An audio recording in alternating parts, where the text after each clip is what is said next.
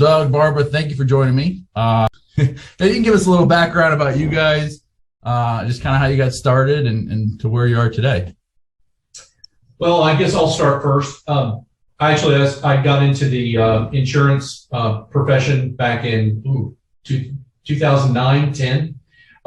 Really struggled coming out of the recession. It kind of pushed me into that a little faster than I thought I was going to go, and really struggled. And it took a while to be able to really get into some systems to be able to get things rolling.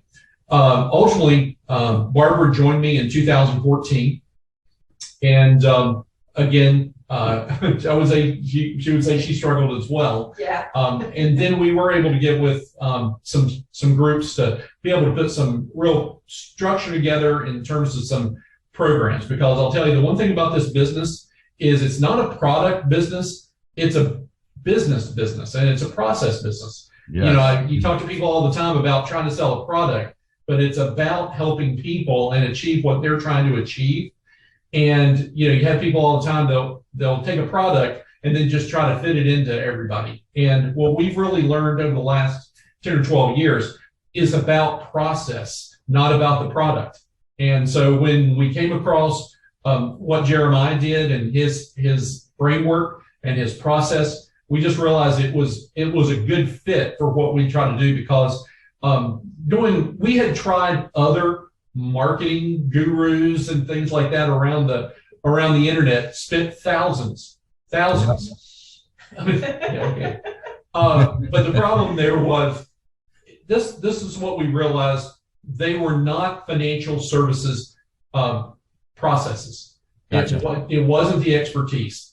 And what we're going to be talking about today is really how, when we started getting with Advisorist, and it was, you know, our business is very, you know, financial services is a different animal. Right. And I'll tell you, one of the things we're going to be singing the praises of is that, you know, it meets the needs of the financial professional. And I think that's why we've had so much success so quickly. Great. Well, that's awesome. We'll jump into a little bit of that. Barbara, why don't you give us a little bit about your background as well? It's all been in financial services the whole time. I started off as a savings loan examiner, if that's how old I am. Auditing for a bank. I was a mortgage loan officer for a long time and really got tired of that. That's why I transitioned over to insurance, because I felt like I was trying to help people, but it was so transactional. And if anybody had a lower rate or less fees, they were out the door. Yeah. And I really desired to be able to really help people, not just be, and whether I made any money off of them or not. I like, not that I'm not trying to make money, but I'm just saying, sure. It's much more about the relationship and to actually being able to help them, not just make a buck. Right. Now, when did you guys become aware of Advisorist? You said you'd worked with some other groups and everything. When, you know, about what time or where did that come in? Do you know? I would actually say it was a long drip campaign for Jeremiah. Oh, yeah. I have, I think the Shift book is there. Yeah, I think that came out in 2017 or so, I believe. So I read it, but bought the book, got on one of his programs for a few months, but it was just not the right timing. And with the market I was in at that particular time, that market I was in at that time was very product driven. So it really didn't, the solution really didn't fit. So fast forward to 2020, we really engaged back again with Jeremiah when he had his first week-long or multi-day advisor program. It was back in May of 2020. Yep. And so I got engaged, started going to the Power Hour, based on, as many times as I could. And then what happened was the LinkedIn opportunity came up this past spring, and it just really felt like it was the right time to be able to do that. We had transitioned to a virtual environment over COVID. But and I'll let Barbara talk about this, her particular market that she was working in, the lead system that she was working was starting to dry up. So Yeah. we were looking for another option, and we felt like this was going to be the best one. Cool. You're doing and kind of the program that we've built and in that framework. Well, talking about the market, I already had this market. It's a VA employee. I mean, I did it. It's very, very specific. Yeah. It's not just federal government employees. It's veteran administration employees. Right. And I'm doing it in my state right now. I already knew Doug, and this is where Doug was amazing. He actually said, okay, what do they need? What do they want? What are their problems? So we sat down and I went through a lot of my my sheets and, you know, where I talked to people and they said, these are the issues I've got. So I kind of gave that to him, and then he did an awesome job of creating my LinkedIn profile. Yeah. Because he was on all the calls with you guys. So he did all of that. So I'm going to say that's what's made the success, because that's what took the 2 weeks. It probably took me a day to write the sequence. I mean, I did that, but he did the hard work of actually getting it to the point where somebody would want to speak to me. That's awesome. Yeah, the one thing that's a little bit different about us was that, you know, I had Barbara just continue to work, and we were blessed enough that I was able to focus, you know, for about 2 weeks straight, just going through the material, coaching with you guys, hitting the calls, going through each module, doing the iterations. Guys, the one thing I would share with everybody is it's never right the first time. One of the things Jeremiah, But you guys got it out. Get it out. Don't wait till you got to get it start out. with something. But version three typically starts to really start to hone in and really start to work. So, but both of us work. We won't be talking about my market today because what we did was we decided that it made more sense to get one working correct and then start working on the second one. So I am just now starting to work on my market after I've gotten Barbara up and running. So I was able to go through the coaching, get them a lot of the verbiage, the profile dialed in, the owner on the profile, and seemed to work very well. And I think, you know, I think that's so important because, again, I mean, I was thinking, I think, you know, we've been talking here, and I was thinking about something you said, Barbara, when you said, I know their problem. You're like, you know, you know what they need what they need. And I think that is the takeaway of everything we teach, is that when you know your market and you craft that message, it gets through, right? And the success, again, this is a common theme I see with people who are successful in our program.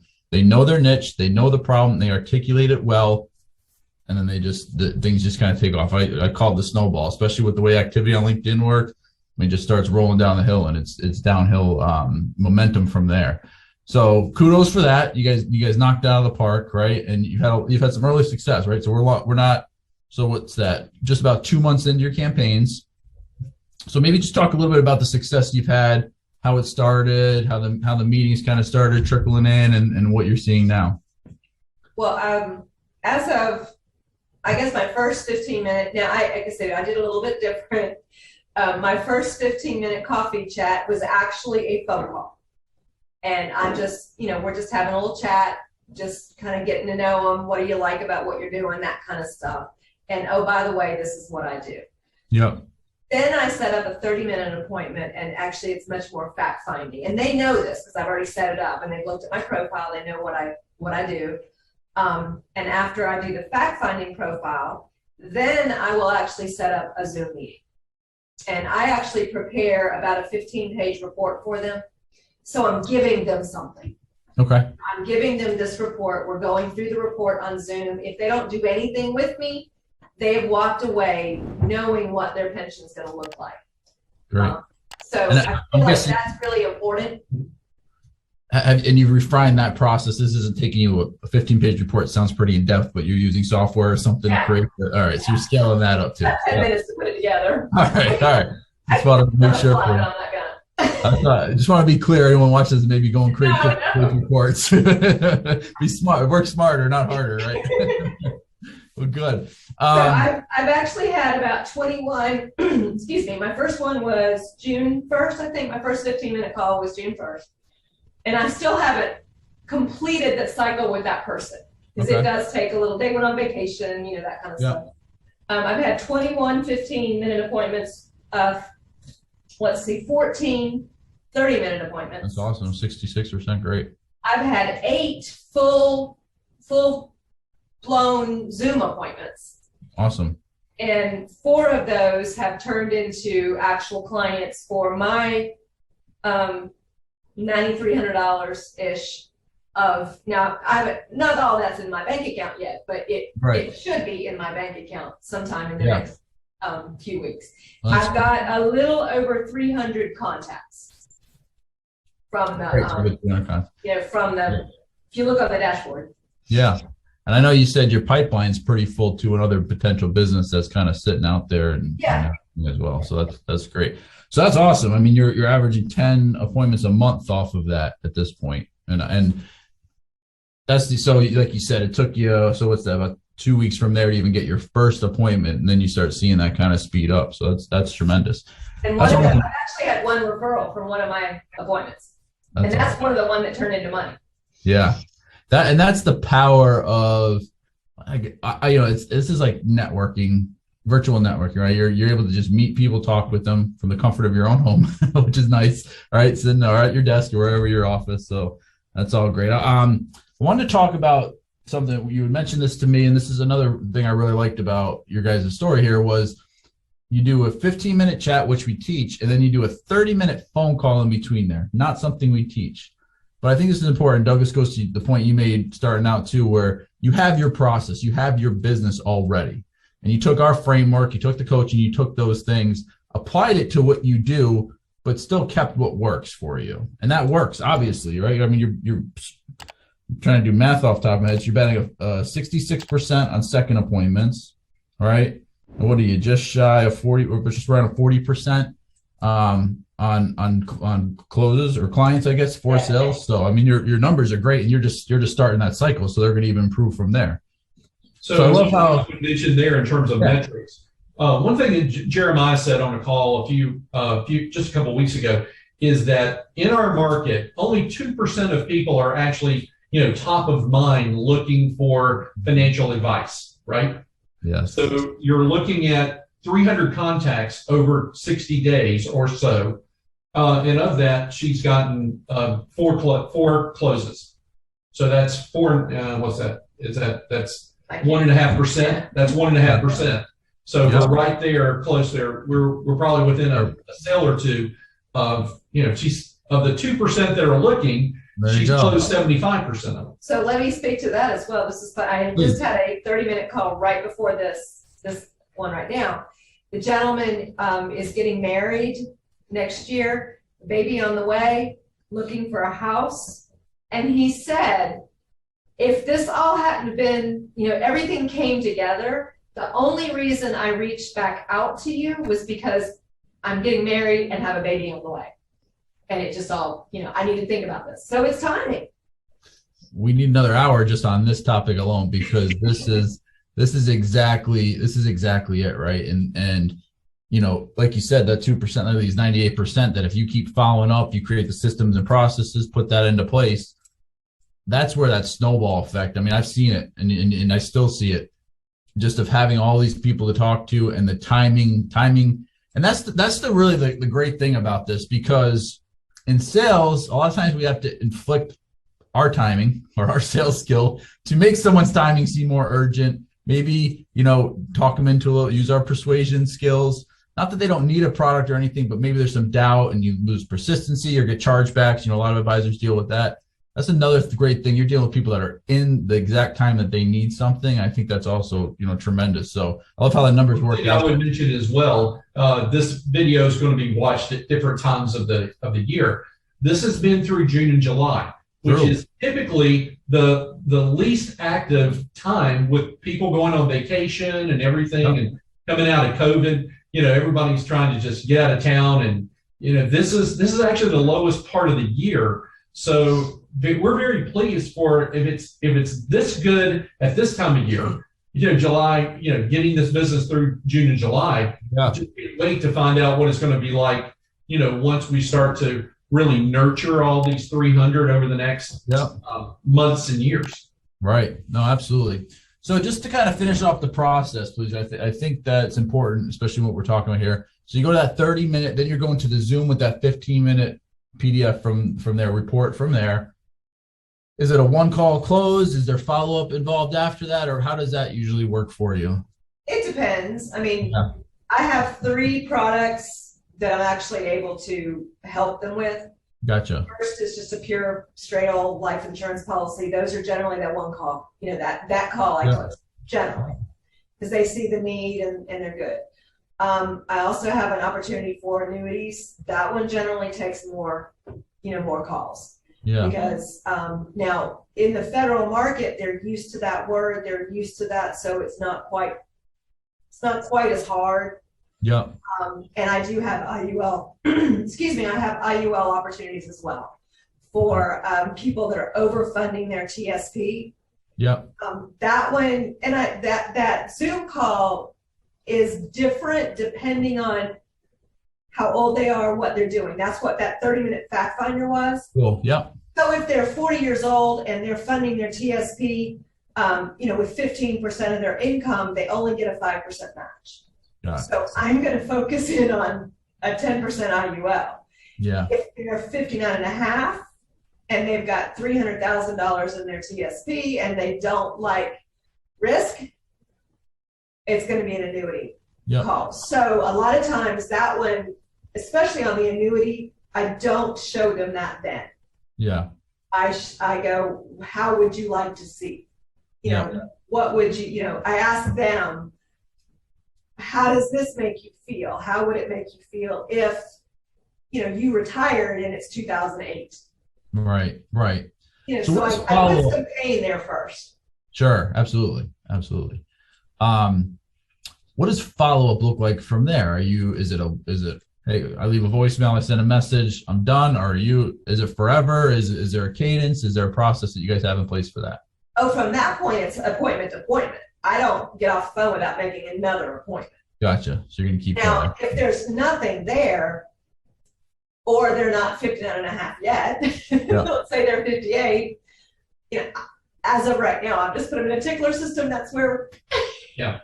And that's where we go to the long-term nurture that we're now starting. You guys have just added kind of that next layer of training to where for this, 296 people that we're not serving, we're developing a long-term, drip campaign to be able to, help them know, like, and trust us over time. Yep. Great. I love it for a lot of reasons. I love that, Barbara, you knew what to do. And again, I love that we don't see you. You're just working. You got an appointment. I think that's so cool. It is out there. And then we went on my call. No. But and I'm not picking on you here. I think that's what's great is people that are implementing and out there doing it, and you see the results, and I think that's tremendous. So that's what I would say there is about Barbara and I, from a personal standpoint, we've been working together for almost 20 years, married, working together. Yeah. Have not killed each other yet. Right? That's hard to do. That's a testament right there. but we know our channels. And the only thing I would share with that is, if you are a working couple or your partner, some type of partnership, you have to know your strengths. You have to know what you're good at. And, we really work to keep in our own channel to, make sure we're working toward our strengths. Sure. And I think, and to the piggyback my first comment there, and then Doug, that's what I love about what you're doing is really coming in. I mean, you're like you said, you're engaged, you're absorbing what's going on, and then taking that back and implementing across the team. And I know you have bigger plans. So maybe I'd like to hear a little bit about how the coaching helps kind of apply some of these things and help work through maybe some of those iterations that you were talking about, getting to 2 and 3 and beyond. Then also, I know you have bigger plans too for your company. So, and how that might apply, into the future as well. Well, a little bit about the coaching. We have done multiple types of long-term coaching, spent significant amounts of money, but it's you either spend the money and learn it, or you can not spend the money and enjoy that type part. Ignorance. Ignorance is even more expensive, right? Right. Right.